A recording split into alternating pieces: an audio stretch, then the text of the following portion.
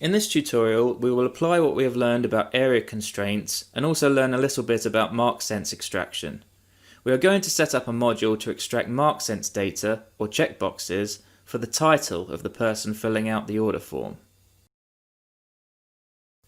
In our extraction project, let's first create a blank extraction module by adding a new extraction module item and save it in our project as order form title.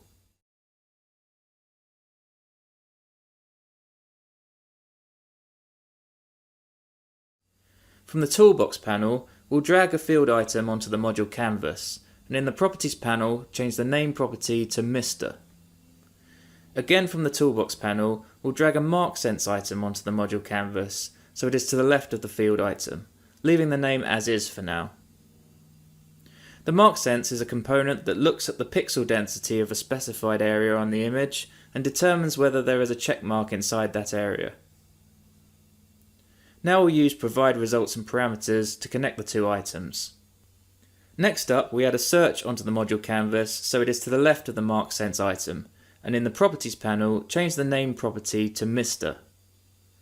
The search will locate the keyword for this specific mark sense box. In the Properties panel, we'll change the regular expression property to look for the specific text Mr. The search will find the word Mr. printed to the left of the checkbox. This is where we add our area constraint connector from the toolbox. We will connect from the search to the mark sense component, indicating that the location of the keyword will be used to set the area or box in the mark sense extraction. As we discussed in the previous tutorial, a single area constraint can define a full area if we know it has a fixed size, such that the only dynamic factor is the constraining edge. Remember that this means which side of the final box is defined by this search. The constraining edge is already set to left, which is inferred from the position of the items on the canvas at the time of connection. The inclusive property is set to false, therefore the area will be drawn immediately to the right of the keyword. We know the size of the checkbox from measurement of the source document, so we can enter these values. The distance can be defined as a dimensionless multiplier of the search width. For example, let's set the max height to 2, meaning twice the height of the word Mr. Or it can be defined with an explicit distance in inches, millimeters or points. We'll set the max width property to 1/4 of an inch. We've chosen these just to illustrate the possibilities. In most cases, you will use a consistent dimension. We will now repeat these steps to produce an analogous set of field, mark sense and area constraint items for the misses and miss checkboxes. We will now use Document Studio to test the mark sense extraction module that we built inside Visual Studio, and we will see that we need to refine the box positions and final output.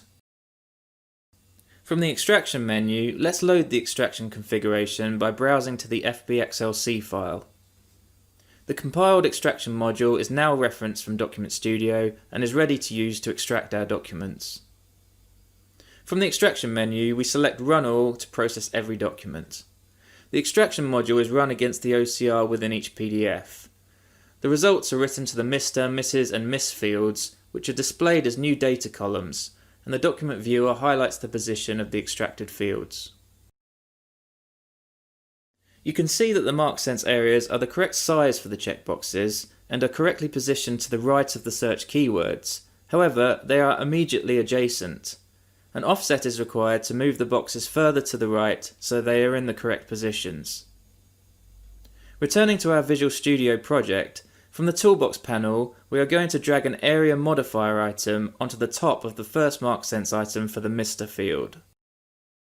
The area modifier is specifically designed to change the area of the associated item at the end of processing by a certain offset.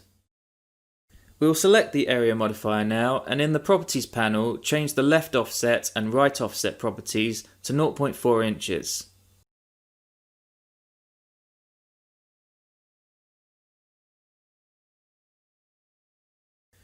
Now we will apply area modifiers for the other fields, this time providing a left offset and right offset of 0.37 inches.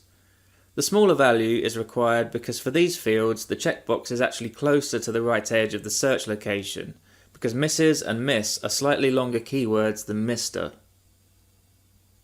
Returning to Document Studio, we'll select Run All. The search areas are now offset to the correct positions and the results are as expected.